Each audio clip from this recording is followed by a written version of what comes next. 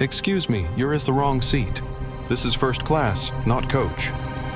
The words cut through the polished cabin of Skylight Airways Flight SE447 like a blade. Carmen Rodriguez didn't whisper You them. think you can just She didn't sit there? suggest them. She You're declared them with the nothing authority but a of someone who had already decided the outcome. Her voice carried across the cream leather seats and mahogany trim loud enough for every passenger in the first-class section to hear. It was 11:15 a.m. on a Tuesday morning, and the man sitting calmly in seat 1A looked up from his tablet with eyes that held no surprise, only recognition. Jerome Mitchell, 31 years old, wore faded blue jeans, a gray hoodie with a small coffee stain near the pocket, and worn white sneakers that had seen better days. No designer logos, no luxury watch, no signals that screamed money or power. Just a black man sitting quietly in the most expensive seat on the aircraft, and that was apparently enough to trigger a crisis. Before we dive into what happened next, I want to know where you're watching from. Drop your city in the comments below. And if you believe first-class treatment should be about character, not color, hit that subscribe button, because in exactly 12 minutes this man will fire the entire flight crew. And none of them have any idea that the passenger in the gray hoodie controls a contract worth $150 million that could ground their entire airline. Carmen stood in the narrow aisle, her navy uniform crisp and perfect, her smile polite but cold. She was 28 years old, ambitious, and had learned from her supervisors that keeping VIP passengers happy was the fastest way to climb the ladder at Skylight Airways. What she hadn't learned was how to recognize that sometimes the most powerful people in the cabin are the ones who don't need to prove it. "Sir, may I see your boarding pass?" Carmen asked, but her tone suggested she was doing Jerome a favor by even asking. Her eyes had already scanned his clothes, his backpack, his lack of expensive accessories, and reached their conclusion. This was a mistake that needed correcting. Jerome reached into his pocket and pulled out his boarding pass. The paper was slightly wrinkled from being folded, not the pristine digital version displayed on a $200 smartphone. He handed it to Carmen without a word. Carmen glanced at it for exactly 2 seconds. 1A, she read aloud. The way she said carried the weight of doubt, as if the ticket itself might be counterfeit. "That's unusual. We don't usually have—" She paused, searching for the right words that wouldn't sound quite as racist as her thoughts. "Young people in first class," Jerome suggested, his voice calm. "Passengers traveling alone without—" Carmen struggled again. Without what Jerome asked. He wasn't helping her find a polite way to express her bias. He wanted to hear her say it. From across the cabin, other passengers had begun to notice the exchange. A woman in 2B slowly pulled out her phone. A businessman in 3A looked up from his laptop. In the modern age, nothing stayed private for long, especially not conflicts that might end up on social media.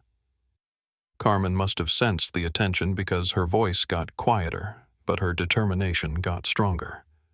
"Sir, there might have been a booking error. Let me call my supervisor to sort this out. In the meantime, I can upgrade you to premium economy. It's a very nice section." Jerome leaned back in his seat, the leather creaking softly. "I'm comfortable here, thanks. But, sir, I really think Carmen—" Jerome read her name tag. "I have a confirmed reservation for seat 1A. I've checked in. I'm sitting in my assigned seat. Is there a specific policy that requires me to move?" Carmen's cheeks flushed slightly. She wasn't used to passengers who asked direct questions about policies. Most people just did what they were told. "No, sir, but—" "Then I'll stay here." The simplicity of his response left Carmen standing in the aisle, unsure of her next move. She had expected compliance, maybe some embarrassment, perhaps an apology for the confusion. She hadn't expected calm confidence. What Carmen didn't know was that Jerome Mitchell was the CEO of TechVantage Solutions, a company worth $8 billion that specialized in enterprise software solutions. What she didn't know was that Skylight Airways had been courting TechVantage for 18 months, desperate to sign them as a corporate travel partner in a deal worth $150 million annually. What she didn't know was that Jerome had deliberately booked this flight under a shortened version of his name, wearing ordinary clothes specifically to test how Skylight treated passengers who didn't look like their typical first-class clientele. What Carmen did know was that her supervisor had made it very clear that keeping wealthy passengers happy was more important than following policies to the letter, and she was about to prove it. "Let me just make a quick call," Carmen said, backing away from Jerome's seat with her phone already in her hand. Jerome watched her go, then returned his attention to his tablet. On the screen was an unsigned contract between TechVantage Solutions and Skylight Airways. One signature from him and Skylight would become the exclusive airline for his company's 15,000 employees. One signature and Skylight's stock price would jump 20% overnight. But Jerome didn't sign. Not yet. He had learned long ago that the way people treat you when they don't know who you are reveals everything about their true character. Today was a test. In about 12 minutes, he would have all the data he needed to make his decision. And Skylight Airways was about to fail that test in the most spectacular way possible. Jerome Mitchell's journey to seat 1A began 23 years earlier in a freshman dorm room at MIT, where a young black engineering student with a full scholarship and a head full of dreams sat coding until 3 a.m. every night. His roommates thought he was crazy spending weekends building software instead of going to parties. His professors thought he was talented but unfocused, jumping between projects without finishing them. Only Jerome knew he was building something bigger. By junior year, he had developed a customer relationship management system that was so intuitive, so elegant, that local businesses started paying him to customize it. By graduation, 3 companies were fighting to acquire his technology. Jerome said no to all of them. Instead, he moved back to his childhood neighborhood in Detroit, set up shop in his mother's garage, and founded TechVantage Solutions with $3,000 in savings and a belief that software should serve people, not the other way around. The early years were brutal. Investors would take meetings with him, hear his presentation, love his technology, and then suddenly discover concerns about his leadership experience or his market fit. Jerome learned to read between the lines. In boardrooms full of suits that cost more than most people's cars, he was often the only black face in the room. Some investors were direct about their concerns. Others were more subtle. All of them were wrong. TechVantage grew anyway. Small businesses became medium businesses, became Fortune 500 companies. The customer relationship software evolved into an entire suite of enterprise solutions. The garage became an office, became a campus, became a global headquarters with 15,000 employees across 6 continents. But success didn't erase the memories. Jerome could still recall every slight, every second guess, every moment when someone looked at him and saw limitation instead of potential. He remembered the investor who suggested he bring in a more experienced CEO. He remembered the corporate lawyer who spoke directly to his white business partner while Jerome sat silently in the corner. He remembered the airline gate agent who flagged his ticket as suspicious when he tried to board first class for the first time. Those memories weren't wounds anymore. They were data points, and data points could be used to make better decisions. That's why Jerome found himself on Skylight Airways Flight SE447, dressed like any other passenger carrying a backpack instead of a briefcase. For 18 months, Skylight's corporate sales team had been pursuing TechVantage with increasing desperation.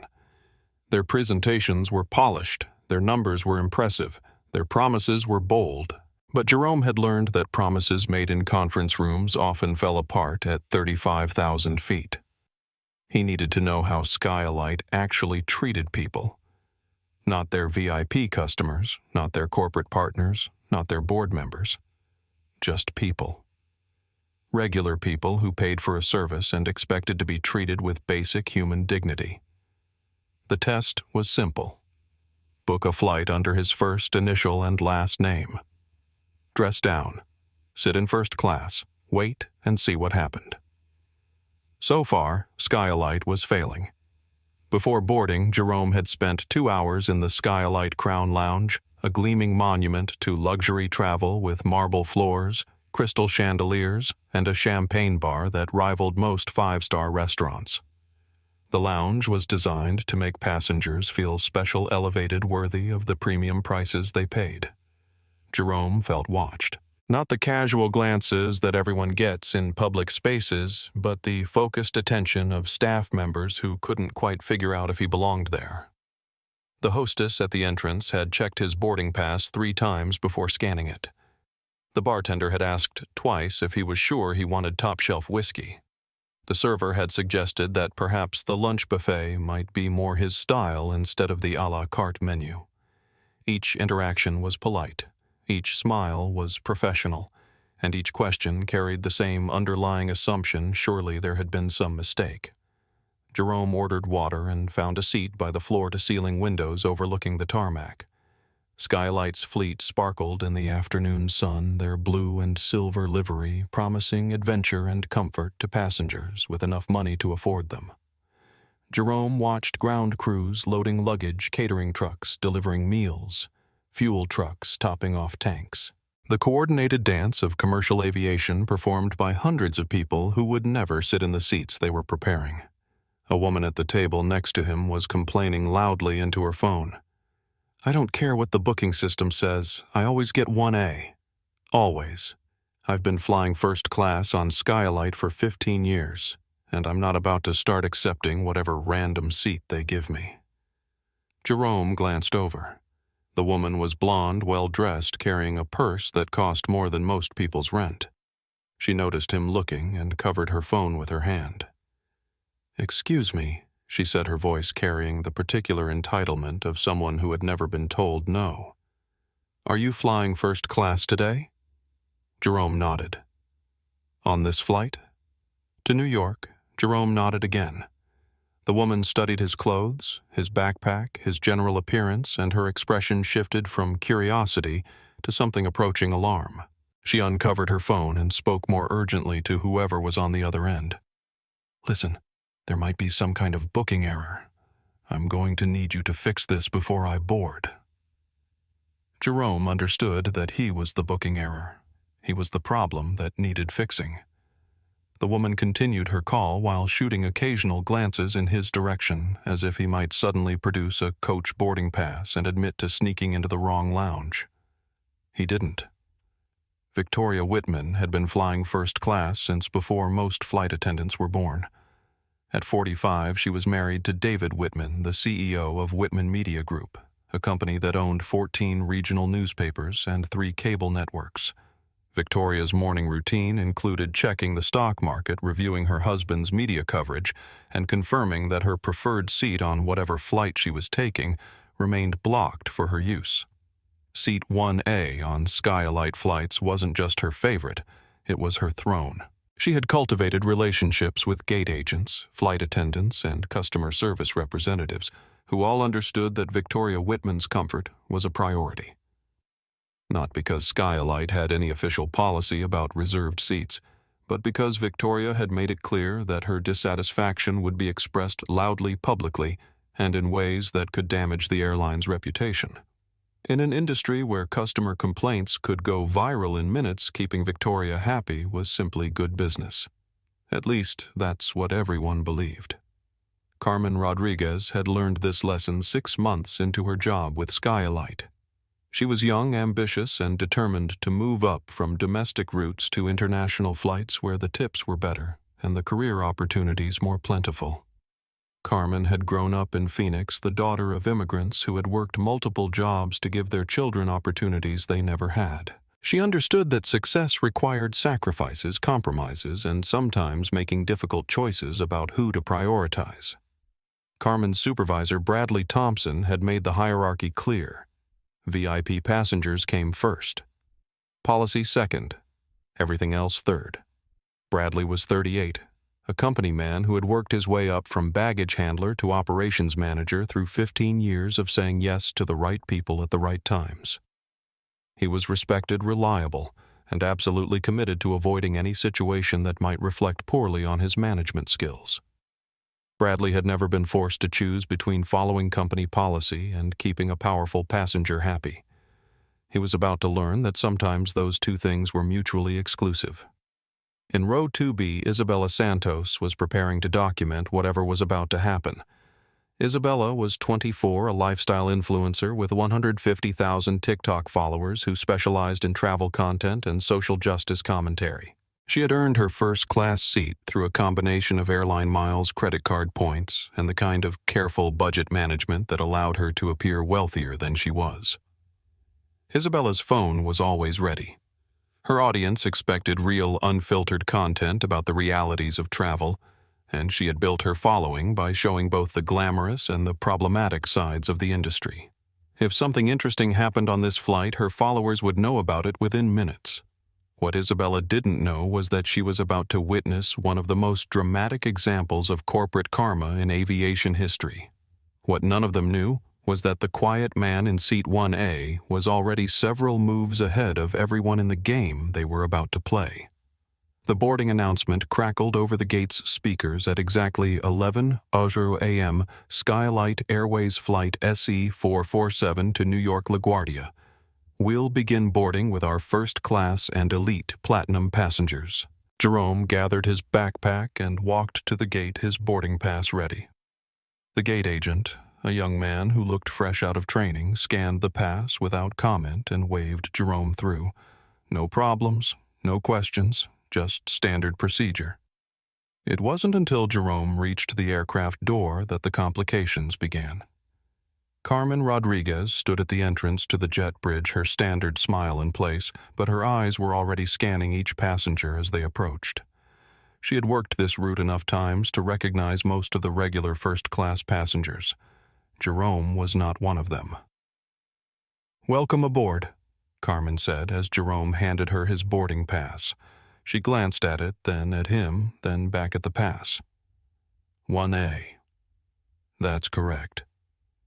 Carmen looked past Jerome as if expecting to see someone else, perhaps the real passenger for 1A, following behind.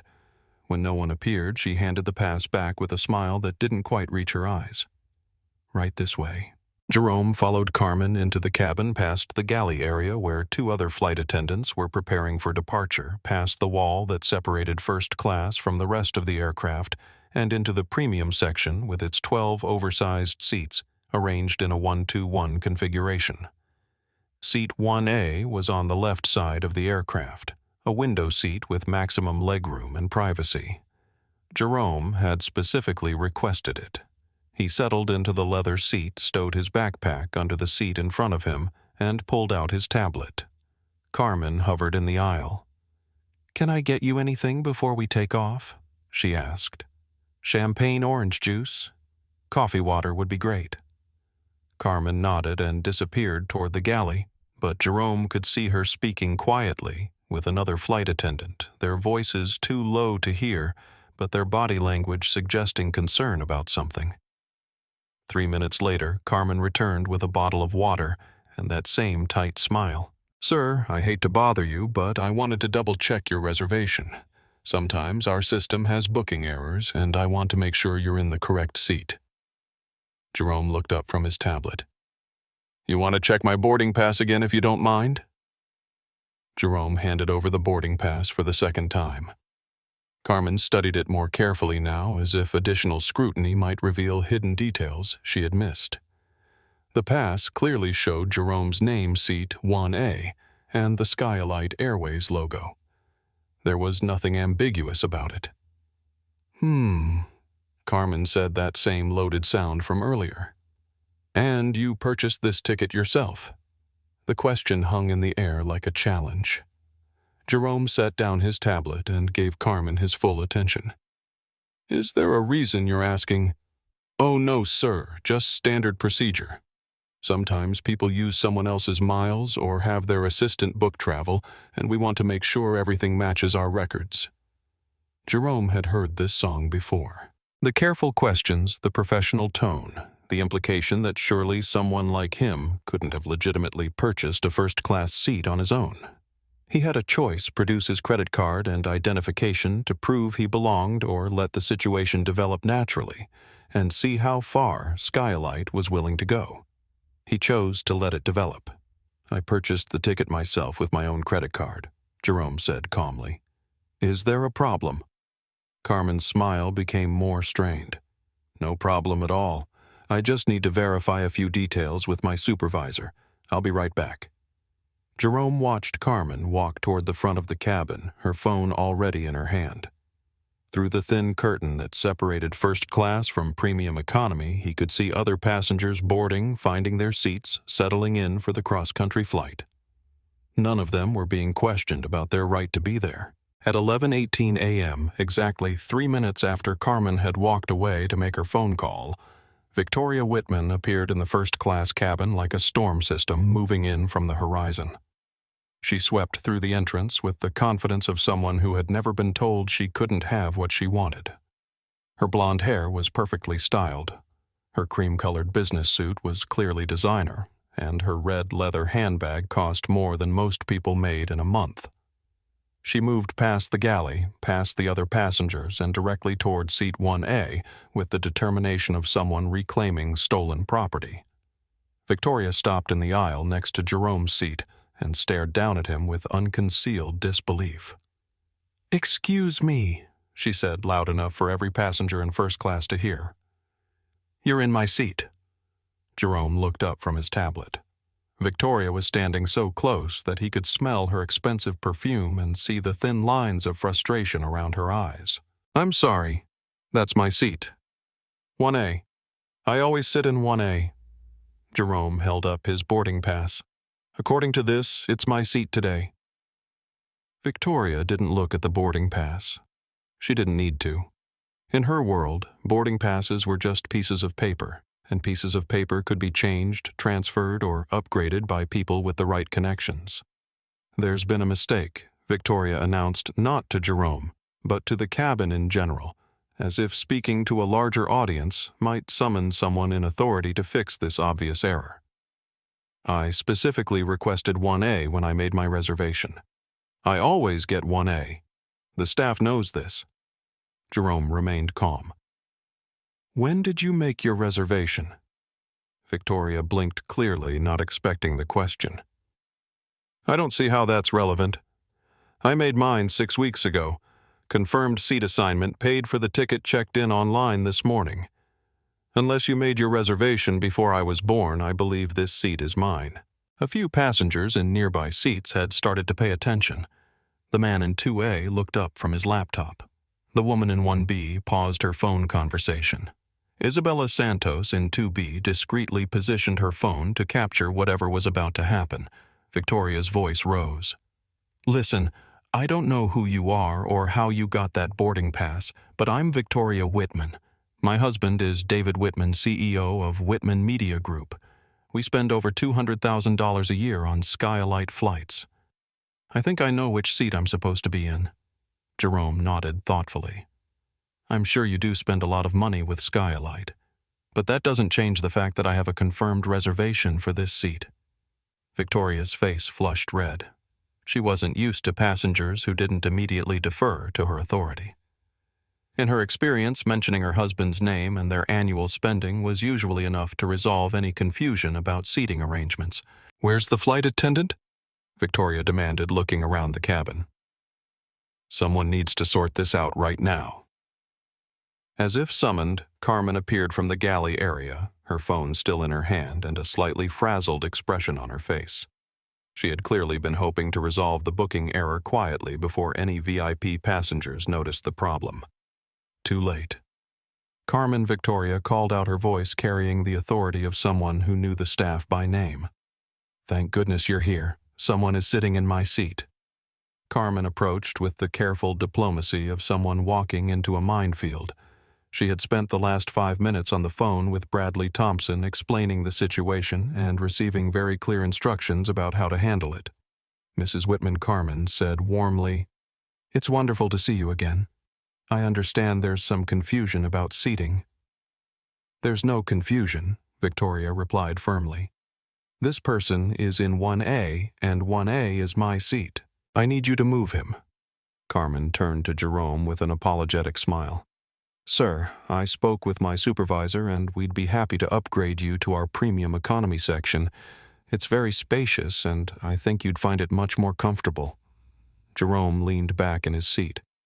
More comfortable than first class.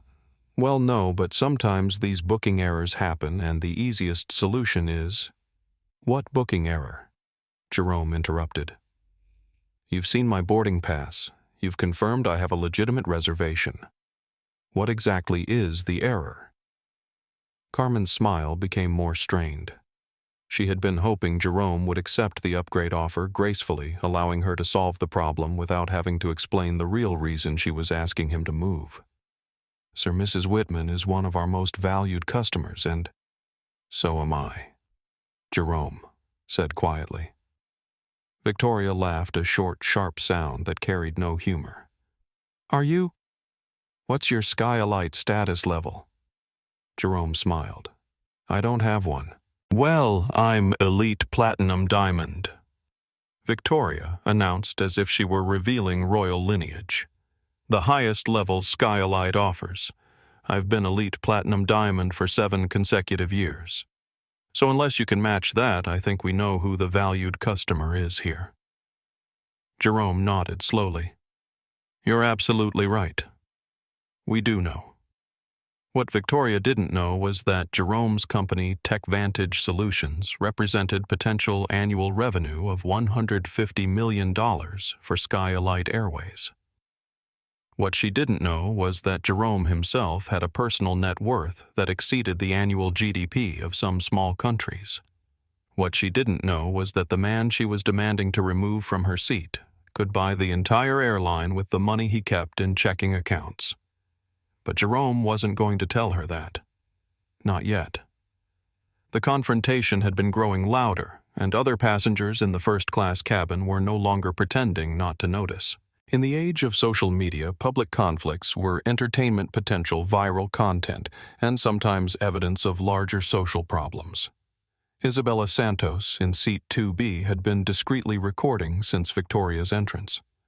Her phone was positioned to look like she was checking messages, but the camera was capturing everything. Her TikTok audience loved real unfiltered content, especially content that revealed the ugly side of wealth and privilege. This situation was perfect for her brand. In seat 2A, Michael Foster, a marketing director for a Fortune 500 company, had stopped pretending to work on his laptop. Michael traveled frequently for business and had witnessed plenty of airline drama, but this felt different. The racial undertones were obvious, the power dynamic was troubling, and the staff's response was problematic. He pulled out his phone and opened LinkedIn, composing a post in real time. Watching Skyalite Airways staff attempt to remove a black passenger from first class to accommodate a white passenger who claims the seat is hers. This is 2024, people. We can do better. Michael hesitated before hitting post. Corporate employees were often careful about public criticism of business partners, but this was too blatant to ignore. He hit post. In seats 3A and 3B, Robert and Helen Davies, a retired couple from Connecticut, watched the scene unfold with growing discomfort. They were both in their 70s, had lived through the civil rights era, and recognized discrimination when they saw it. Robert leaned over to his wife. "This is wrong," he whispered. Helen nodded. "That young man has every right to his seat." Robert spoke louder, addressing the cabin in general. "Excuse me, but the gentleman has a valid boarding pass for that seat. I don't understand why there's any discussion about moving him." Victoria turned toward Robert with irritation. "This doesn't concern you. When I see someone being treated unfairly, it concerns me," Robert replied firmly. Helen Davies pulled out her phone and began typing. She wasn't comfortable with social media, but her granddaughter had taught her how to use Twitter. This seemed like a good time to learn. She typed, watching Skyalite Airways staff discriminate against passenger in first class. Disgusting behavior. Do better. Carmen watched the situation spiral beyond her control. More passengers were paying attention. Phones were appearing, and the quiet resolution she had hoped for was becoming very public very quickly. Perhaps we should continue this conversation away from other passengers, Carmen suggested. No, Jerome said firmly. We can continue it right here. You've asked me to give up my seat, and I'd like to know why. Not euphemisms about booking errors or comfort levels. The real reason. Carmen looked desperately toward the galley, hoping Bradley Thompson would appear to handle this situation. She was trained to deal with passenger requests, not passenger rights confrontations. Sir, I'm just trying to accommodate all of our passengers' needs. All of our passengers? Jerome asked. Because it seems like you're only trying to accommodate one passenger's needs, and it's not mine. Victoria had heard enough. Look, I don't know what your problem is, but this is ridiculous. Carmen, just move him. Now. I have meetings in New York, and I can't afford to miss this flight because someone is having a tantrum about a seat.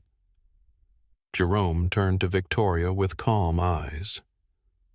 A tantrum. Is that what you call it when someone refuses to give up their legitimate seat? I call it exactly what it is, Victoria snapped. You're in my seat and you need to move. Jerome smiled. Make me. The words hung in the air like a challenge. The cabin fell silent. Even the background noise of boarding passengers seemed to pause. Victoria stared at Jerome in shock. No one had ever refused her so directly, so calmly, so completely. Carmen realized she was in over her head. This was not going to be resolved with polite suggestions and upgrade offers. She needed backup. Let me call our operations manager, Carmen said, backing away from the confrontation. I think we need someone with more authority to handle this. As she walked toward the front of the cabin, her phone already ringing Bradley Thompson's number. Carmen had no idea she was about to make the biggest mistake of her career. Behind her, Jerome settled back in his seat, opened his tablet, and waited for the next act of this performance to begin. On his screen, the unsigned contract between Tech Vantage Solutions and Skyalite Airways glowed like a countdown timer. 11 minutes and 30 seconds until everything changed. Bradley Thompson received Carmen's call while reviewing departure logistics in the gate area. He was a methodical man who prided himself on preventing problems before they became crises. According to Carmen, they had a difficult passenger in 1A who was refusing to accommodate Mrs. Whitman's seating preferences. Bradley knew Mrs. Whitman. More importantly, he knew her husband's influence and their spending habits with Skyalite.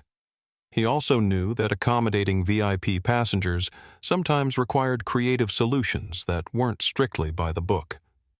In his 15 years with the airline, Bradley had learned that policies were guidelines, but customer satisfaction was revenue. I'll be right there, Bradley told Carmen. And I'm bringing Diego Martinez from security. Sometimes having a uniform present helps clarify things for passengers who are being unreasonable. Diego Martinez was a professional.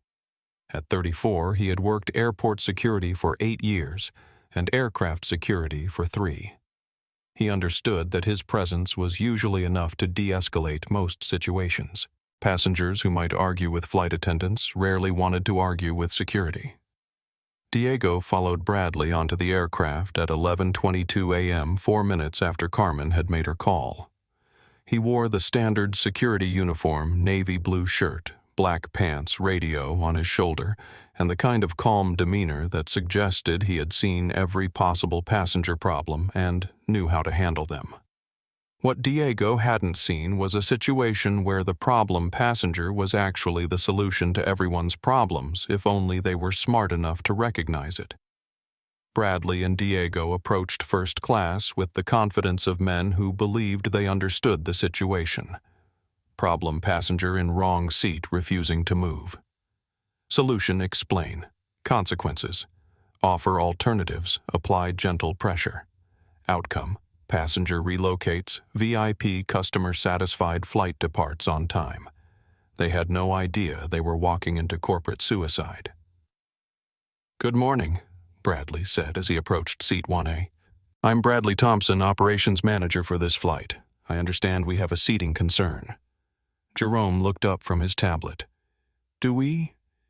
Bradley's smile was professionally pleasant, but firm. "Sir, there seems to be some confusion about seat assignments. Mrs. Whitman has been our guest in 1A for many years, and we always try to honor our regular passengers' preferences when possible." "That's nice of you," Jerome said. "But preferences aren't reservations. I have a confirmed seat assignment." Diego stepped forward slightly, not threateningly, but enough to establish his presence. "Sir, we're trying to resolve this situation amicably. The flight attendant has offered you a very generous upgrade to premium economy, which is really a better deal for everyone." Jerome looked at Diego with interest. "A better deal? How do you figure?" "Well, premium economy has more space than some first-class configurations. And honestly, it's quieter, less demanding passengers." The choice of words was careful, but the meaning was clear. Jerome would be more comfortable with his own kind in a different section of the aircraft. Isabella Santos in 2B had been recording everything. Her TikTok livestream now had over 3,000 viewers watching in real time as Skylight staff attempted to remove a black passenger from his legitimately purchased seat.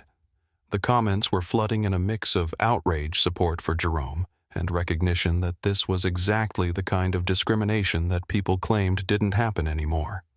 Isabella whispered into her phone, "Y'all, this is insane. They're literally trying to kick this man out of his seat because some white lady says it's hers. The racism is so blatant it hurts." Michael Foster had posted 3 updates to LinkedIn since the confrontation began. His initial post had already received 47 comments and was being shared rapidly. Other passengers on the aircraft had started posting their own observations, and Skylight. Shame was beginning to trend on Twitter. Victoria Whitman watched the proceedings with growing impatience. She had expected Diego's arrival to resolve things quickly. Security personnel made passengers nervous, and nervous passengers usually complied with requests to avoid further complications. Jerome was not nervous. "Gentlemen," Jerome said, addressing both Bradley and Diego, "I appreciate your concern for Mrs. Whitman's preferences, but I paid for this seat. I have a confirmed reservation, and I'm going to sit in it. If that's a problem, I suggest you solve it by finding Mrs. Whitman a different seat." Bradley's smile became more strained. "Sir, I don't think you understand the situation. Mrs. Whitman is one of our most valuable customers. Her satisfaction is extremely important to Skylight Airways." "I'm sure it is," Jerome agreed. "But that doesn't give her the right to take my seat." Diego tried a different approach. "Look, man, I get it. You paid for first class, you want to sit in first class. But sometimes it's easier to just go with the flow, take the upgrade, enjoy the flight, avoid any hassle. Is it really worth all this drama over a seat?" Jerome set down his tablet and gave Diego his full attention. "Is what worth the drama? You know, all this pushback, fighting about something small. You think my civil rights are small?" The question hung in the air like a bomb with a lit fuse. Diego realized he had stepped into much deeper water than he intended. "That's not what I meant." "What did you mean?" Jerome asked. "Because from where I'm sitting, it sounds like you're suggesting I should give up my legally purchased seat because a white passenger wants it, and that my resistance to that suggestion is unreasonable."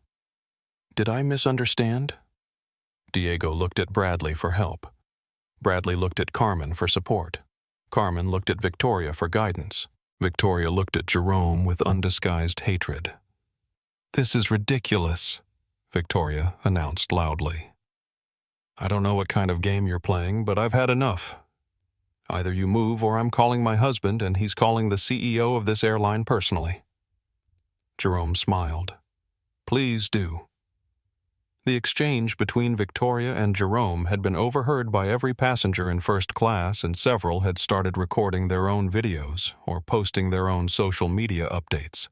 What began as a simple seating dispute was becoming a viral moment, and everyone wanted to document their witness to what looked like obvious racial discrimination. Isabella Santos had switched from TikTok to Instagram Live, and her viewer count had climbed past 5,000. She was providing running commentary on the situation while capturing video of the confrontation. Okay, so security is here now, and they're trying to pressure this black passenger to give up his seat to this white lady who says she always sits there. The passenger is being super calm and polite, but they keep pushing him. This is so messed up. The comments on Isabella's stream were overwhelmingly supportive of Jerome. This is 2024. How is this still happening? That man has every right to his seat. Where is this? I'm never flying this airline. Get their names. They need to be held accountable. Michael Foster had tagged Skylight Airways in his LinkedIn posts, which were now being shared by his professional network. Several corporate travel managers had commented that they would be reviewing their company's airline partnerships in light of what they were seeing. Robert Davies in Seat 3A had called over Carmen earlier and asked for the names and employee numbers of everyone involved in trying to remove Jerome from his seat. When Carmen asked why he needed that information, Robert explained that he would be filing a formal complaint with both the airline and the Department of Transportation. I've seen discrimination before, young lady, Robert told Carmen. I know what it looks like, and I know it's illegal. That man has done nothing wrong except be black in a seat that someone else wants. Helen Davies had managed to take several clear photos of Victoria, Bradley, Diego, and Carmen. She had also recorded portions of their conversation with Jerome. Her Twitter thread about the incident was being retweeted rapidly, and several news outlets had reached out asking for more information. Even passengers in premium economy and coach had started hearing about the situation. Flight departures were delayed long enough for word to travel through the aircraft, and passengers were pulling up social media posts about the confrontation happening in first class. The hashtag #SkylightShame had been tweeted over 400 times in the last 10 minutes. Jerome was aware of the growing attention, but he remained focused on the people directly confronting him. He understood that this moment would be preserved, analyzed, and discussed far beyond this aircraft. Everything he said and did would be scrutinized. He needed to remain calm, clear, and completely in the right. Mr. Thompson Jerome said, addressing Bradley directly, I have a question about Skylight's policies. Does the airline have a written policy about removing passengers from seats they've legitimately purchased to accommodate other passengers' preferences? Bradley shifted uncomfortably. Sir, we try to accommodate all passengers. That's not what I asked. Is there a written policy that allows you to remove me from this seat? There are situations where seat changes become necessary. What situation makes it necessary for me to change seats? Mechanical problem, safety issue, overbooking. Bradley looked at Diego again. This was not going according to plan. Sir, you're being unreasonable. I'm being unreasonable, Jerome asked. I'm sitting in my assigned seat, bothering no one, causing no problems. Mrs. Whitman is demanding that I move because she prefers this seat.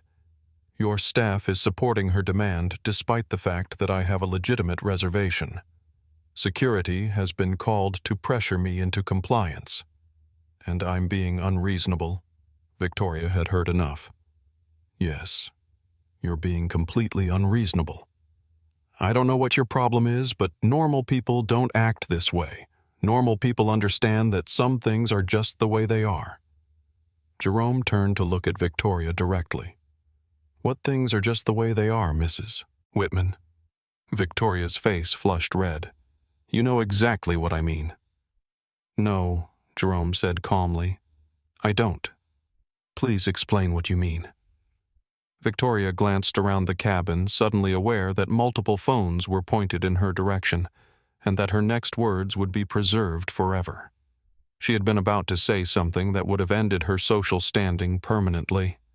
Instead, she turned to Bradley. "Fix this. Now. I don't care how you do it, but I want him out of my seat in the next 2 minutes or I'm walking off this plane and taking my business elsewhere." Bradley nodded. "Yes, ma'am." He turned to Diego. "I think we need to be more direct about the consequences of non-compliance." Diego understood.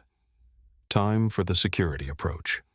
What Bradley and Diego didn't know was that their conversation was being live-streamed to thousands of viewers who were watching Skyalite Airways staff escalate their harassment of a paying passenger in real time.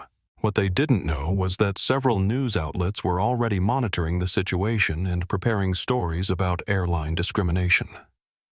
What they didn't know was that the man they were about to threaten controlled more money than their airline made in profit each year. Diego stepped closer to Jerome's seat, his voice becoming more official. "Sir, I need to inform you that failure to comply with crew instructions is a federal offense. If you continue to refuse reasonable requests from airline staff, you could face criminal charges."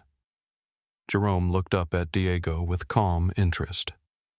"What reasonable request am I refusing?" "The request to move to a different seat." "Based on what policy or regulation?" Diego hesitated. He had expected Jerome to be intimidated by the mention of federal offenses and criminal charges. Most passengers backed down quickly when faced with legal consequences. "Sir, airline staff have the authority to make seating assignments for the safety and comfort of all passengers." "Safety," Jerome repeated. "Are you suggesting that my presence in this seat creates a safety hazard? I'm suggesting that your refusal to cooperate is creating a disruption. I'm sitting quietly in my assigned seat. Mrs. Whitman is demanding that I move. Your staff is supporting her demand." "Who exactly is creating the disruption Isabella Santos still live streaming?" whispered to her audience. "This security guy is literally threatening to arrest this man for sitting in his own seat. Like this passenger bought a ticket. He's in his assigned seat. He's not bothering anybody, and they're threatening him with criminal charges." "This is insane." The comments on her stream had become a wall of outrage. "Call the news. This is straight-up racism. That man should sue them into bankruptcy. What airline is this? Never flying them again." Michael Foster stood up from his seat in 2A and addressed Diego directly. "Excuse me, officer, but I've been watching this entire situation, and that gentleman has done nothing wrong. He has a valid boarding pass for seat 1A. He's been polite and cooperative, and he's being harassed for no legitimate reason. I'm a corporate travel manager, and I can tell you that what you're doing right now is going to cost Skyalite Airways millions of dollars in lost business." Diego turned toward Michael with irritation. "Sir, please return to your seat. This doesn't concern you." "It concerns everyone on this aircraft," Michael replied. "We're witnessing discrimination in action, and I'm not going to sit silently while it happens." Robert Davies spoke up from row 3. "The young man is right. I've been flying for 50 years, and I've never seen airline staff treat a passenger this poorly without cause." Helen Davies added, "Someone should call the media. This is exactly the kind of behavior that needs to be exposed." Bradley realized the situation was spiraling completely out of control. What should have been a simple accommodation request had become a public relations disaster with multiple witnesses, social media coverage, and growing passenger support for Jerome. Time for the nuclear option. Sir Bradley said, his voice carrying new authority. "I'm the operations manager for this flight, and I'm directing you to move to seat 7A in premium economy immediately. If you refuse, we will have you removed from the aircraft by law enforcement." Jerome leaned back in his seat and smiled. "Are you sure you want to do that?" Bradley. Something in Jerome's tone gave Bradley pause. There was no fear, no concern, no worry about the consequences Bradley was threatening. Instead, Jerome sounded almost amused, as if Bradley were a child who didn't understand the game he was playing. "I'm very sure," Bradley replied, though his voice carried less confidence than his words. Jerome picked up his phone and speed-dialed a number. The call connected immediately. "Lisa, It's Jerome. Cancel the Skylight partnership. All of it. The $150 million annual contract, the corporate travel agreement, everything. Cancel it now. The first-class cabin fell silent. Jerome continued speaking into his phone, his voice calm and clear enough for everyone to hear. Also, get our legal team on the phone with the Department of Transportation. I want to file formal complaints against Skylight Airways for discrimination, harassment, and violation of passenger rights. And Lisa, start recording this call. I want everything documented. Bradley's face went pale. Sir, who are you calling? Jerome smiled and held up one finger, indicating he wasn't finished with his call. Lisa, make sure our corporate communications team knows that TechVantage Solutions will no longer be doing business with Skylight Airways due to their discriminatory practices. I want a press release ready to go within the hour. Jerome ended the call and looked up at Bradley, Diego, Carmen, and Victoria, who were all staring at him with growing horror. Now then, Jerome said pleasantly, you were saying something about removing me from the aircraft. The silence that followed Jerome's phone call stretched like a rubber band ready to snap. Every passenger in first class had heard him mention $150 million corporate contracts and press releases. Every staff member was beginning to realize they might have made a catastrophic error in judgment, but Victoria Whitman was not ready to accept defeat. I don't know who you think you are, Victoria said, her voice rising with desperation. But you can't just make phone calls and expect everyone to be impressed. Anyone can pretend to be important. Anyone can claim they have money. But I know who I am, and I know my rights as a platinum customer. Jerome looked at Victoria with something approaching pity. Mrs. Whitman, you're absolutely right. You do have rights as a platinum customer. You have the right to excellent service, comfortable seating, priority boarding, and respectful treatment from airline staff. What you don't have is the right to take someone else's seat simply because you prefer it. Victoria's composure cracked completely. People like you always think you can just walk into first class and demand the same treatment as people who actually belong there. You think because you can afford one ticket, you're entitled to take up space that was never meant for you. The words landed in the cabin like a bomb. Isabella Santos, still live-streaming audibly, gasped. Oh my God, did she just say that? Did she just say he doesn't belong in first class because he's black? Y'all, this is on camera. The racism just became explicit. Michael Foster immediately began typing on his phone, posting Victoria's exact words to LinkedIn with the caption, Victoria Whitman, wife of media CEO David Whitman, just said on Skylight Airways that a black passenger doesn't belong in first class, and that first class wasn't meant for people like him. This is 2024. There is no excuse for this. Robert Davies stood up from his seat. Ma'am, that is one of the most disgusting things I've ever heard anyone say. That man has every bit as much right to be in this cabin as you do. Helen Davies was frantically typing on her phone. I'm posting this woman's name everywhere. People need to know who she is and what she just said. Victoria realized her mistake but couldn't take back the words. Instead, she doubled down. Everyone knows what I meant. There are standards for first-class passengers. Standards of behavior. Standards of appearance. Standards of appropriateness, and some people just don't meet those standards. Jerome remained calm, but his voice carried new steel. What standards am I failing to meet? Mrs. Whitman, look at yourself. Victoria gestured wildly.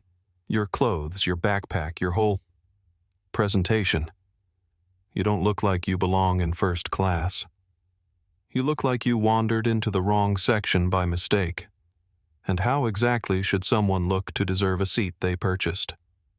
Victoria glanced around the cabin, suddenly aware that she was being recorded by multiple people, and that her next words would follow her forever. But anger and entitlement overcame caution, like someone who can actually afford it, like someone who understands class and dignity and proper behavior, like someone who doesn't need to make phone calls pretending to be important just to keep a seat that doesn't belong to them anyway. The cabin exploded in response. Passengers began talking over each other, voices raised in outrage and disbelief. "Are you serious right now? This is the most racist thing I've ever witnessed. Someone call the news. This needs to be on television. What is wrong with you?" "Lady." Carmen watched the situation disintegrate beyond any possibility of control. She had been trained to handle passenger conflicts, but this had become a social media catastrophe with racial overtones that she was completely unprepared to manage. Bradley Thompson realized his career was probably ending in real time. Every word of this confrontation was being recorded, posted, and shared. Skylight Airways was about to become the subject of national news coverage, congressional investigations, and corporate boycotts, all because they had tried to remove a black passenger from his legally purchased seat to accommodate a racist customer's preferences.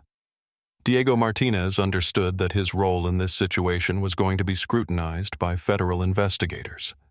Threatening to arrest a passenger for sitting in their assigned seat while accommodating another passenger's racist demands was potentially a career-ending and criminal offense.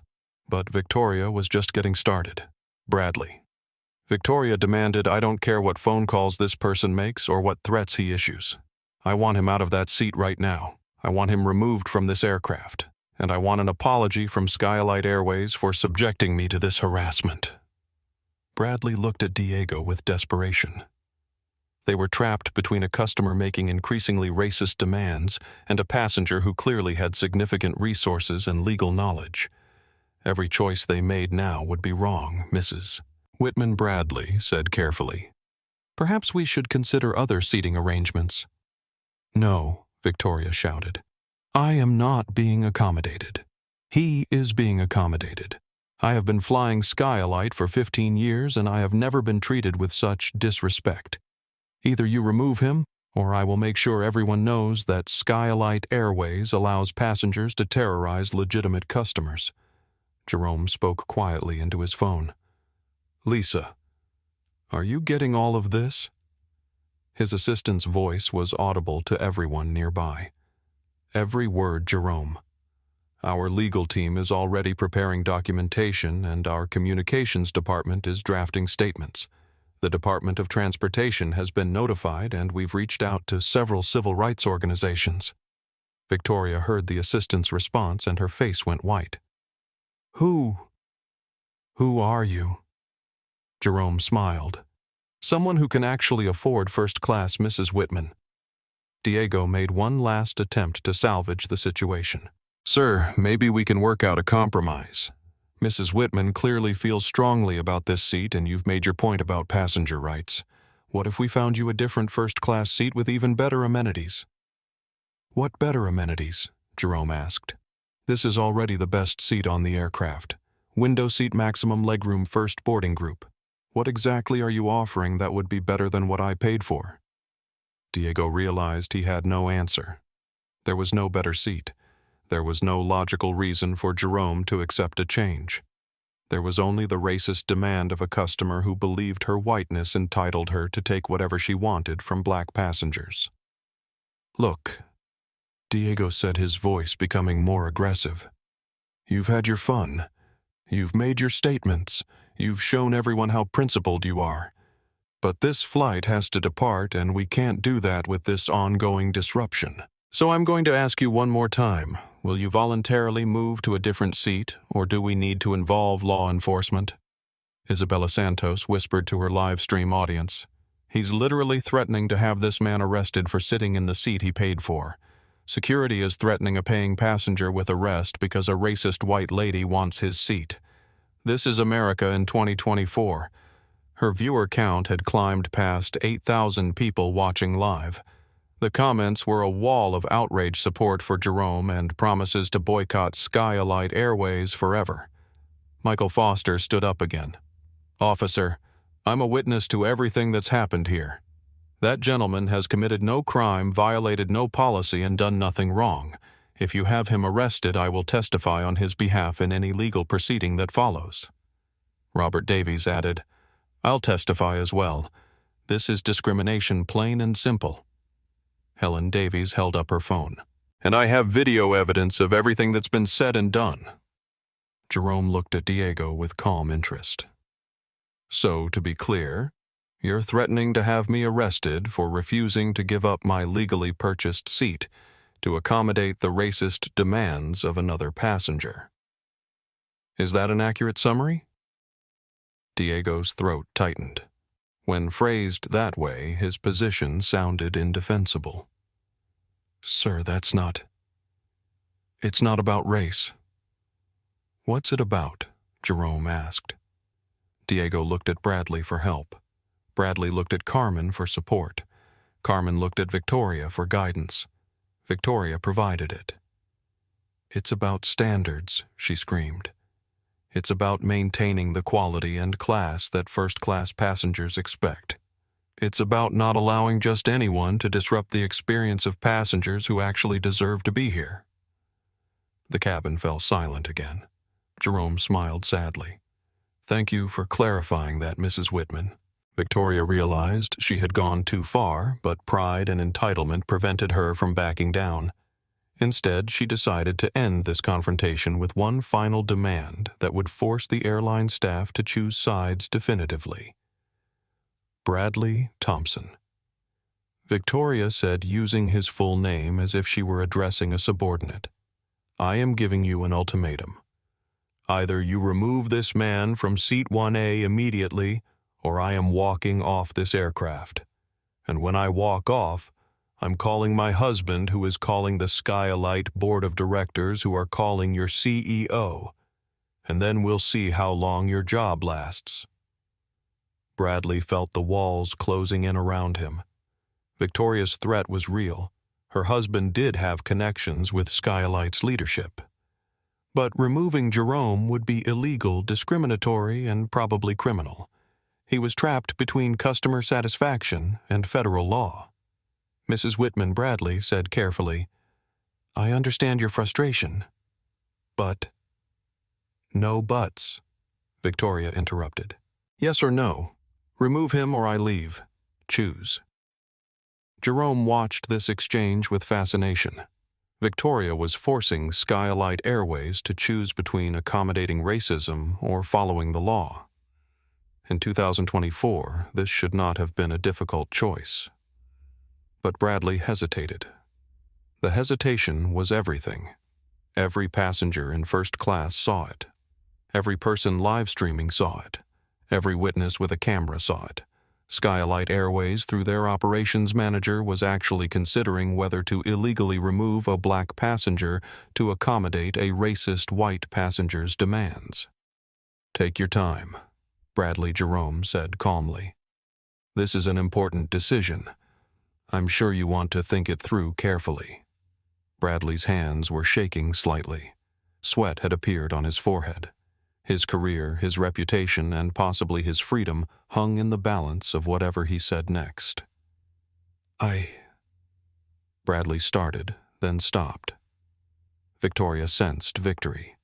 Finally, some common sense. She turned to Jerome with a triumphant smile. You heard him. Time to go. Jerome didn't move. Actually, I didn't hear him say anything.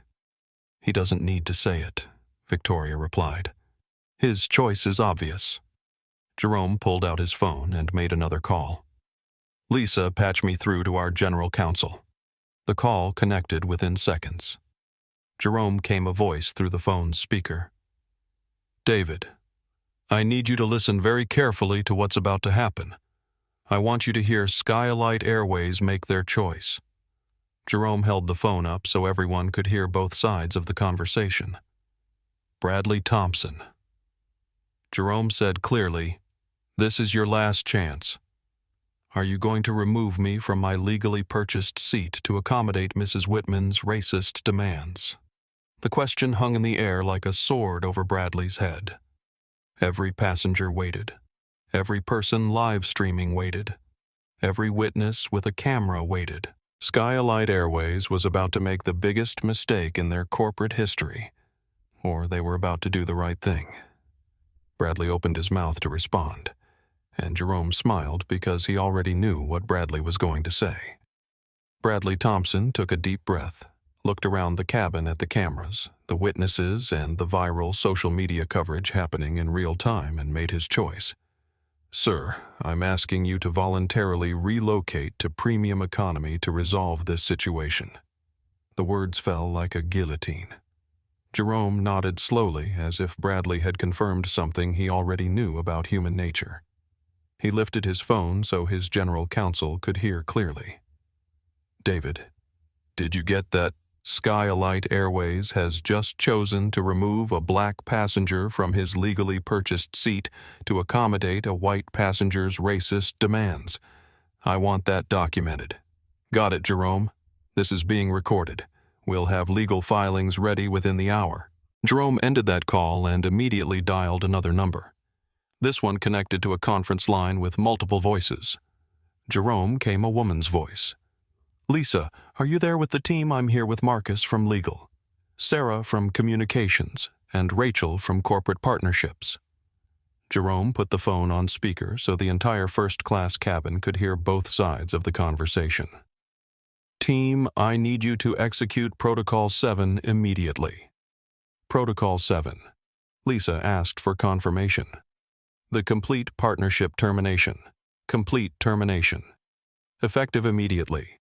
Cancel the $150 million corporate travel contract with Skylight Airways.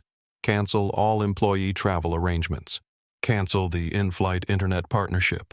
Cancel the loyalty program integration. Cancel everything. Bradley Thompson's face went from pale to gray. "Sir, wait. Let me." Jerome held up one finger for silence and continued his call. "Sarah, I want a press release issued within 30 minutes explaining that TechVantage Solutions has terminated all partnerships with Skylight Airways due to their discriminatory treatment of passengers. Marcus file federal complaints with the DOT, the NAACP, and the Equal Employment Opportunity Commission. Rachel, notify all our corporate partners that we recommend they review their own relationships with Skylight." Jerome came another voice on the call. "This is Marcus from legal. Are you sure you want to go nuclear? This will destroy their stock price." Jerome looked directly at Bradley Thompson. "I'm sure." Carmen Rodriguez felt her stomach drop as she began to understand the magnitude of what was happening. "Sir, who are you?" Jerome smiled and answered his general counsel. "David, why don't you tell everyone who I am?" David's voice came through the phone's speaker, clear and authoritative.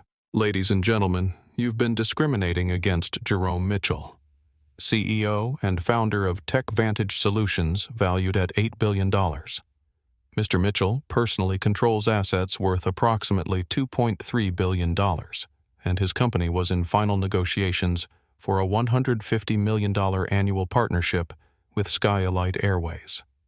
The first-class cabin fell silent except for the sound of Isabella Santos whispering, "Oh my God," repeatedly into her live stream. David continued. "That partnership has now been terminated due to Skylight's discriminatory practices. Mr. Mitchell's company employs 15,000 people globally and manages corporate travel budgets exceeding $300 million annually. Skylight Airways has just lost the largest potential corporate client in their history." Victoria Whitman's face had gone completely white. That's impossible." Jerome reached into his backpack and pulled out his wallet. He handed Victoria his driver's license and corporate identification card. "Jerome Mitchell, CEO, TechVantage Solutions." Victoria stared at the identification with horror. Her husband's media company had been trying to secure advertising partnerships with TechVantage for 2 years. She had just personally destroyed any possibility of that business relationship. Jerome stood up from seat 1A for the first time since boarding the aircraft. He was tall, imposing, and now revealed in his true authority. When he spoke, his voice carried the power of someone accustomed to making decisions that affected thousands of people. Carmen Rodriguez. Jerome said, reading her name tag, "Your employment with Skylight Airways is terminated effective immediately." Carmen's mouth fell open. "Sir, I can't fire you directly. You're correct. but I can recommend your termination to Skylight's management for discrimination, harassment, and violation of federal passenger rights. And given that my company was about to become their largest corporate client, I suspect they'll take my recommendations very seriously. Jerome picked up his phone again. Lisa, get me the CEO of Skylight Airways on the line immediately. Jerome, I have him holding on line 2. He's been trying to reach you for the last 10 minutes. Jerome smiled grimly. I bet he has. He took the call on speakerphone. Mr. Mitchell came a panicked voice through the speaker. Mr. Harrison, this is Jerome Mitchell. I'm calling from seat 1A on your flight SE447, where your staff has just spent the last 20 minutes attempting to remove me from my legally purchased seat to accommodate a racist passenger's demands. Mr. Mitchell, I am so sorry. I had no idea you were traveling with us today. If you had known who I was, your staff would have treated me with respect. But because I'm just a black man in a hoodie, your team felt comfortable discriminating against me. Is that the Skylight Airways policy, Mr. Harrison? Absolutely not, Mr. Mitchell. I am mortified by what's happened. Whatever staff members were involved in this incident will be terminated immediately. That would include Bradley Thompson, your operations manager, Carmen Rodriguez, your flight attendant, and Diego Martinez, your security officer. Done. They're fired. Mr. Mitchell, please don't let this incident reflect on our entire company. We value our relationship with TechVantage. What relationship, Mr. Harrison?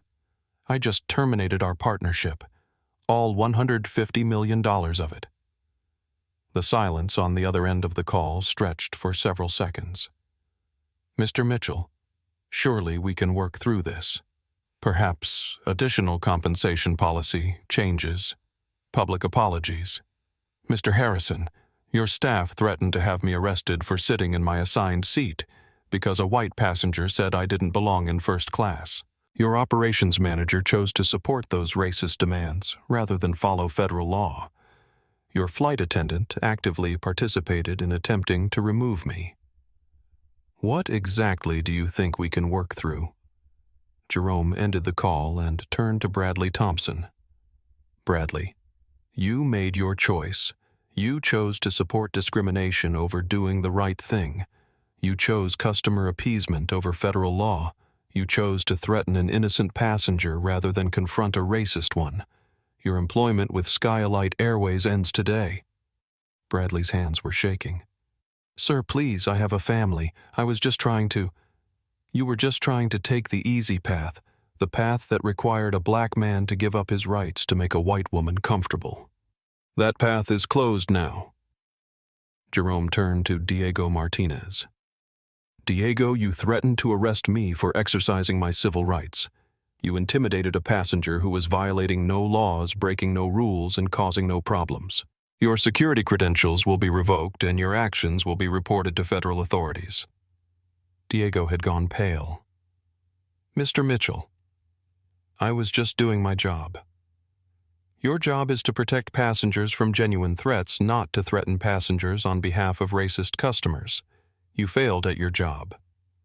Isabella Santos was still live streaming to an audience that had grown to over 15,000 viewers. The comment section was exploding with reactions to the revelation of Jerome's identity and the immediate terminations. Y'all, this is the most insane thing I've ever witnessed. This man they tried to kick out of first class just fired half the flight crew and canceled a $150 million contract. The racism literally cost this airline $150 million in 12 minutes. Michael Foster was posting continuous updates to LinkedIn. His initial post about the discrimination had been shared over 500 times and was trending in business circles. Major news outlets were already reaching out to him for interviews. Robert and Helen Davies were documenting everything for their formal complaints to the Department of Transportation. They had clear video evidence of racial discrimination, illegal threats, and corporate negligence that would support federal investigations. Jerome's phone rang again. This time it was a number he didn't recognize. Mr. Mitchell, this is Rebecca Torres from CNN. We understand you're involved in an incident on a Skylight Airways flight that's trending on social media. Would you be available for a live interview?" Jerome looked around the cabin at the cameras, the witnesses, and the staff members whose careers had just ended because of their choices. "Ms. Torres, I'll be happy to speak with CNN after I finish dealing with the immediate situation.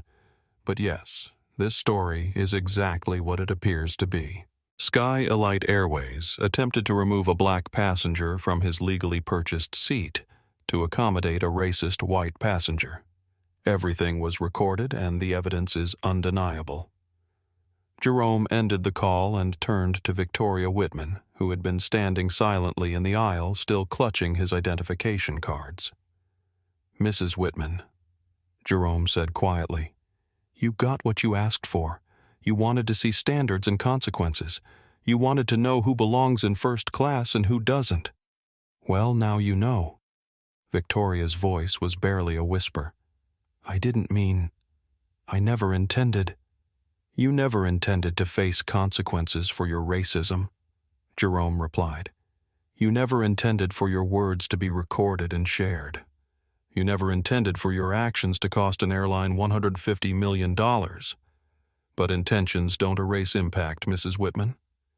Jerome sat back down in seat 1A and opened his tablet.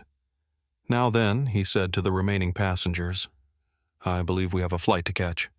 The first-class cabin remained silent as the magnitude of what had just occurred settled over everyone present. In 12 minutes, racism had cost Skylight Airways $150 million, 3 employees their jobs and their reputation, their integrity. And Jerome Mitchell hadn't even raised his voice. Within 6 hours of Flight SE-447's departure, Skylight. Shame was the #1 trending topic on Twitter. Isabella Santos's livestream had been viewed over 100,000 times and shared across every social media platform. Major news networks were running the story as their lead segment with clear video evidence of racial discrimination on a commercial airline. By the next morning, Skylight Airways stock had dropped 18% in pre-market trading. The company's board of directors held an emergency meeting at 6 a.m. to discuss crisis management strategies. Their largest potential corporate client had publicly terminated their partnership. Their staff had been caught discriminating against passengers on live video, and federal investigators were already requesting documentation about company policies and training procedures. The story reached national prominence when Michael Foster's LinkedIn posts were picked up by major business publications. As a respected marketing director, his professional commentary about witnessing discrimination carried significant weight in corporate circles. Within 48 hours, 3 other Fortune 500 companies had announced they were reviewing their airline partnerships in light of Skylight's handling of the incident. Victoria Whitman found herself at the center of a social media firestorm. Her full name, her husband's business connections, and her racist statements had been documented and shared millions of times. Whitman Media Group's stock price dropped 12% as advertisers began reconsidering their relationships with the company. David Whitman issued a public statement distancing himself from his wife's comments and announcing that she would be taking an extended leave from any involvement in company affairs. Victoria's social media accounts were flooded with comments about her behavior. Her local country club received hundreds of calls demanding her membership be revoked. The charitable organizations where she served on boards began quietly asking for her resignation. The social consequences of her 12 minutes of racist entitlement would follow her for years. Carmen Rodriguez found herself unemployed and unemployable in the airline industry. Video of her attempting to remove Jerome from his seat had been viewed millions of times. Her LinkedIn profile was flooded with comments about discrimination and bias. Airlines across the country quietly blacklisted her from employment consideration. The career she had worked years to build was destroyed in 12 minutes because she chose compliance over conscience. Bradley Thompson faced federal investigation for his role in the incident. The Department of Transportation opened a formal inquiry into whether his actions constituted a violation of civil rights laws. His management credentials were revoked, and he faced potential criminal charges for threatening to arrest a passenger exercising their legal rights. The man, who had spent 15 years climbing the corporate ladder, found himself facing unemployment legal liability and public shame. Diego Martinez's security clearance was immediately revoked pending federal review. Airport security agencies began investigating whether his actions constituted abuse of authority and violation of passenger rights. His threat to arrest Jerome for sitting in his assigned seat was being reviewed by prosecutors as potential criminal misconduct. The incident would follow him through any future background checks, effectively ending his career in security or law enforcement. The legal ramifications for Skylight Airways extended far beyond the immediate terminations. Jerome's legal team filed comprehensive complaints with multiple federal agencies, each carrying potential fines in the millions of dollars. The Department of Transportation launched a formal investigation into discriminatory practices at Skylight Airways. Federal investigators requested 5 years of customer complaints, employee training records, and internal communications about passenger accommodation policies. Early review suggested a pattern of preferential treatment for certain customers that violated federal regulations about equal treatment of passengers. The Equal Employment Opportunity Commission opened an investigation into whether Skylight's corporate culture enabled discrimination against customers based on race. The commission requested interviews with current and former employees about training policies and management directives regarding customer service. Several employees came forward with stories about being instructed to prioritize certain passengers over others, based on appearance and perceived social status. The NAACP filed a formal complaint calling for congressional hearings on discrimination in the airline industry. Jerome's case became a rallying point for broader discussions about how black passengers were treated differently by airlines, hotels, and other service industries. Civil rights organizations used the incident to push for stronger enforcement of existing anti-discrimination laws. TechVantage Solutions' decision to terminate their partnership had ripple effects throughout the airline industry. The $150 million annual contract would have represented Skylight's largest corporate client. Losing that partnership forced the airline to lay off 300 employees, cancel expansion plans, and reduce service to 12 cities. The economic impact extended beyond Skylight to airports, hotels, and other businesses that would have benefited from increased corporate travel. Competing airlines moved quickly to court TechVantage as a client. Within 2 weeks, Jerome had signed a comprehensive travel partnership with United Airlines worth $180 million annually.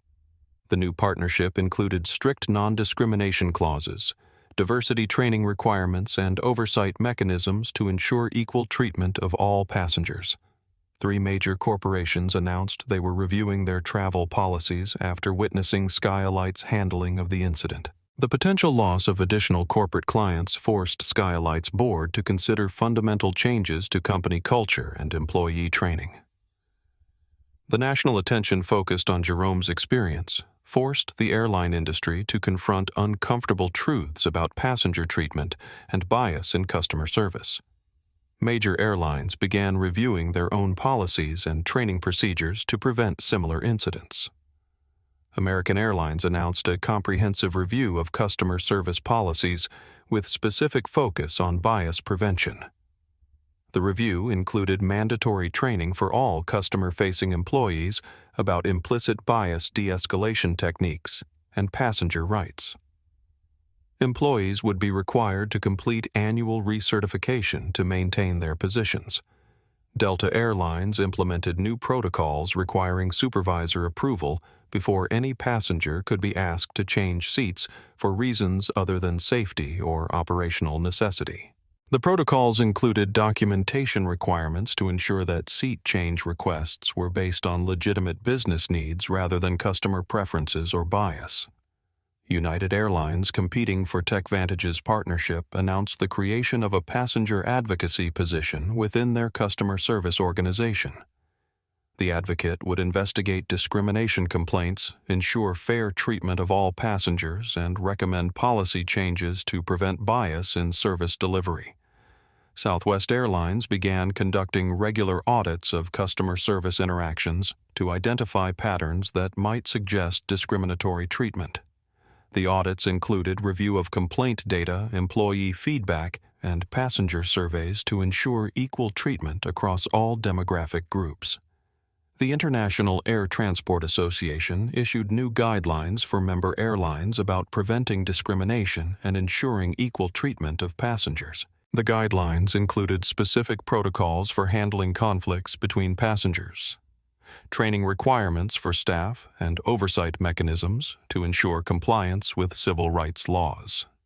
Airport authorities began reviewing security protocols to ensure that passenger removal procedures included proper oversight and documentation.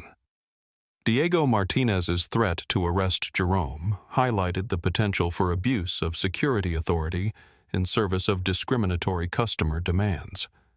The Federal Aviation Administration announced plans to strengthen oversight of airline customer service practices. The FAA would begin regular audits of airline policies, training programs, and complaint resolution procedures to ensure compliance with federal regulations about equal treatment of passengers. Jerome's experience became a case study in business schools and civil rights programs across the country. The incident demonstrated how individual acts of discrimination could have massive corporate and financial consequences in the age of social media and instant communication. But the most significant change was cultural. Jerome's calm dignity in the face of racist harassment showed millions of people that discrimination could be confronted without violence, that justice could be achieved through principle rather than anger, and that economic consequences could be more powerful than legal remedies in changing corporate behavior. 6 months after Flight SE-447, Jerome Mitchell sat in his office overlooking the Detroit River, reading a letter from a young black engineering student at Howard University. The student wrote that watching Jerome maintain his dignity and composure during the airline incident had inspired her to pursue her dreams in technology despite the barriers she faced. The letter was one of hundreds Jerome had received from people who felt empowered by his example. Parents wrote that they had shown their children the videos to teach them about standing up for principles. Business leaders described changing their company policies after witnessing the consequences of discrimination. College students shared stories about finding courage to speak up against bias in their own experiences. Jerome had never intended to become a symbol. He had simply refused to accept unequal treatment and allowed the truth to speak for itself. But the response to his actions revealed how hungry people were for examples of quiet strength, principled resistance, and consequences for those who chose discrimination over decency. The personal cost had been significant. Jerome's privacy was gone. He could no longer travel anonymously or test companies' true values without recognition. His family had faced scrutiny and attention they never wanted. His children dealt with classmates and teachers who treated them differently because of their father's fame. But Jerome didn't regret his choices. In his office, framed next to his engineering degree and various business awards, hung a simple printout of Robert Davies's tweet from that day. True character is revealed when people think no one important is watching. The quote reminded Jerome daily that character wasn't about grand gestures or public declarations. Character was about making the right choice when it would be easier to make the wrong one, about treating others with dignity even when they denied you yours, and about understanding that justice achieved through principle lasted longer than victory achieved through anger. Isabella Santos had built a career from the platform her livestream provided. Her follower count had grown to over 500,000, and she used her voice to highlight discrimination and injustice in travel and hospitality. She often said that witnessing Jerome's dignity under pressure had taught her that the most powerful response to hatred was not to become hateful yourself. Michael Foster had been promoted to Vice President of Marketing at his company after his professional handling of witnessing discrimination demonstrated leadership qualities his superiors hadn't previously recognized. He regularly spoke at business conferences about corporate responsibility and the importance of speaking up against injustice in professional settings. Robert and Helen Davies became advocates for passenger rights and civil rights in travel. They testified before congressional committees about discrimination in transportation and worked with civil rights organizations to document and address bias in customer service. Their witness to Jerome's treatment had awakened activism they never expected to discover in their retirement years. On the first anniversary of the incident, Skyalite Airways looked like a completely different company.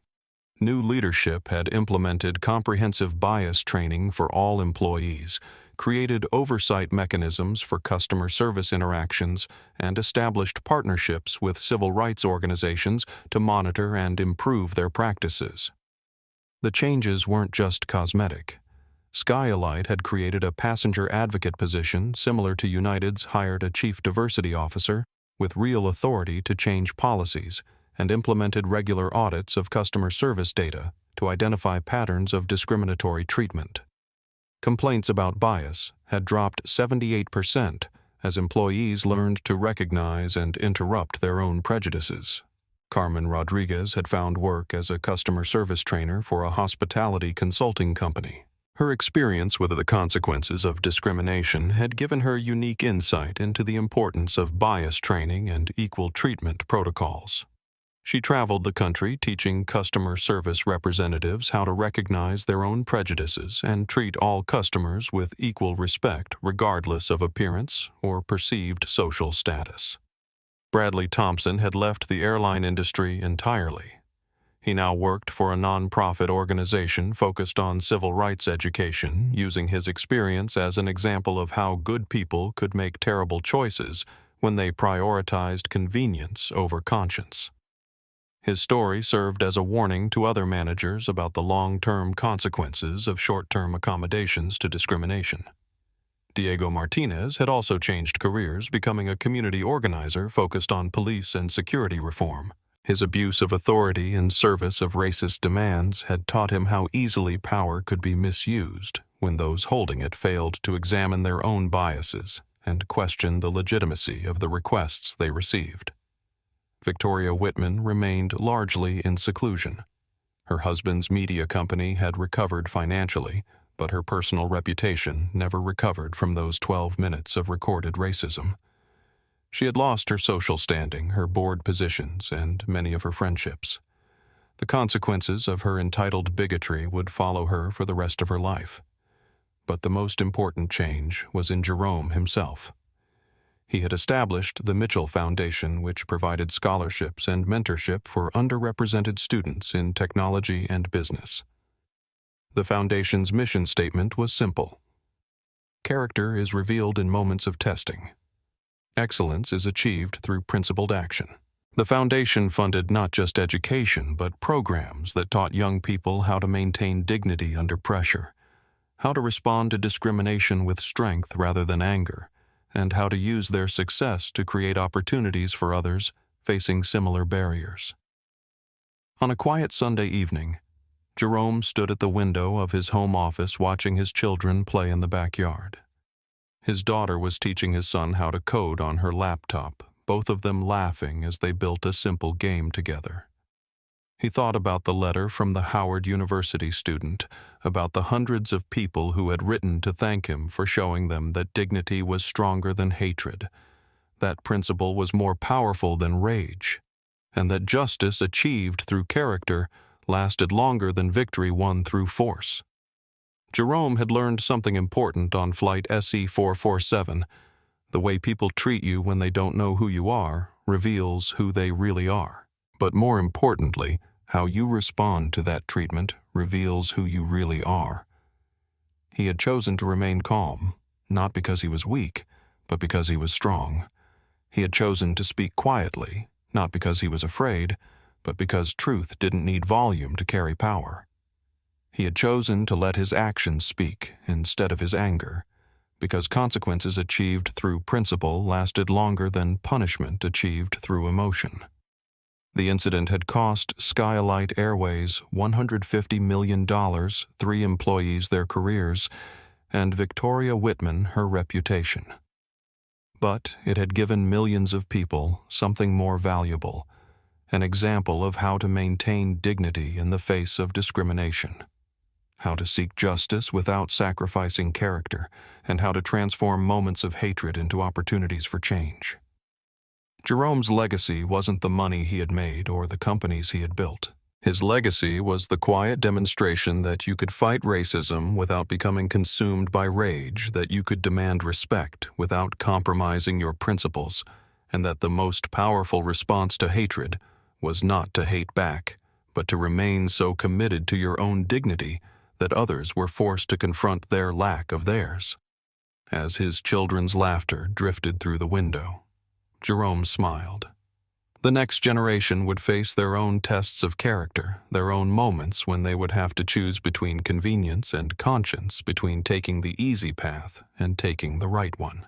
But they would face those tests with the knowledge that dignity was not negotiable, that respect was not reserved for certain people, and that sometimes the person you underestimate is not just the one signing your paycheck.